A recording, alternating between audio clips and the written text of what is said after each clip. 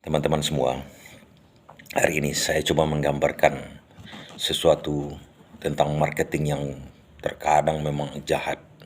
Boleh dikatakan begitu, karena dalam hal tertentu modal yang kuat akan menekan modal yang lemah, dan posisi bargaining, negotiation yang lemah akan tertindas. Tapi dalam hal ini, sebenarnya kalau kita bisa dengan teliti menelitinya, mungkin kita tidak akan terjebak dalam hal ini.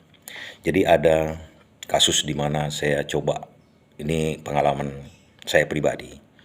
Pada tahun 2010 dulu, saya coba usaha untuk menjual beli beras.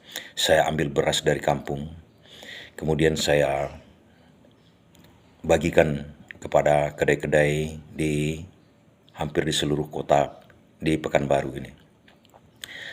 Dan pada saat itu, kalau untuk grosir beras atau kita mengoper, kalau istilah kita memasukkan beras ke kedai-kedai itu, kita harus punya lapisan modal. Modal paling tidak 2 lapis katanya. Saya memang menyiapkan hal itu. Trip pertama saya bawa dengan mobil pickup. Dia muatan 2,5 ton. 2,5 ton itu saya bagikanlah untuk per kedai-kedai di Pekanbaru ini.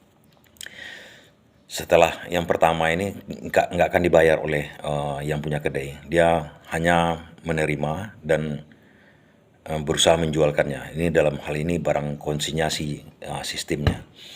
Tapi setelah barang kedua saya masukkan, ini timbul permasalahannya. Permasalahannya begini, yang berapa buah kedai yang bagus, baik penjualannya berasnya udah habis, rata-rata udah habis ke beras itu dijual oleh kedai atau toko-toko ini.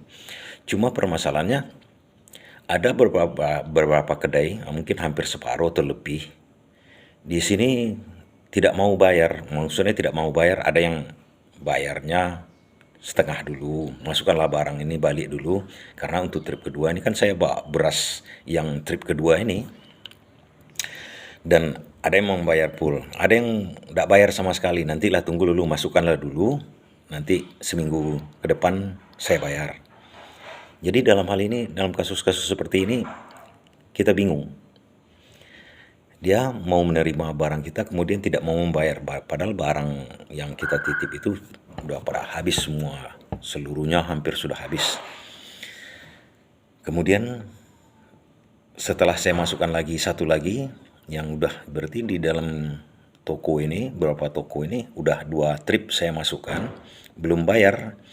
Seminggu lagi saya datang lagi membawa trip ketiga, yang toko-toko ada yang bayar, ada yang tidak. Nah, setelah 4 kali memasukkan, akhirnya saya jerah. Ada toko-toko tertentu, kedai-kedai tertentu ramai, tapi tidak mau bayar. Mau ditunggu di situ, mau diapain juga di situ. Dia bilang, masukkanlah lagi. Gitu. Bulan besok saya bayar 1. Jadi modal saya udah tersimpan di situ 4 kali trip saya bawa ke situ. Seperti contohnya seperti ini, 4 karung sudah di situ, 1 karung pun belum dibayar. Artinya dalam hal ini posisi saya di sini sangat lemah. Karena untuk menagihnya kebingungan, padahal kalau kita lihat kedainya itu ramai, pembeli ramai. Pada saat saya masukkan barang itu pun gonta-ganti orang datang kan, tapi katanya ini belum macam-macam dengan bermacam alasan. Akhirnya kita mundur. Dan untuk pebisnis seperti saya, mungkin untuk menagih, akhirnya saya usahakan menagihnya dengan tidak memasukkan barang lagi. Tapi dia tidak mau. Katanya masukkanlah dulu balik, nanti saya usahakan membayarnya. Sebagian ada yang bayar, tapi ada sebagian besar yang memang tidak mau bayar sama sekali. Kemudian setelah ada yang sampai udah 5 kali baru dia bayarnya yang pertama dulu itu. Ada juga yang begitu kan. Jadi ini satu permasalahan, satu kasus. Kasus kedua, saya coba masukkan lagi ke supermarket atau grosir yang besar, yang udah punya nama. Nah, di sini juga sistem katanya sistem inventory, entah sistem apalah namanya.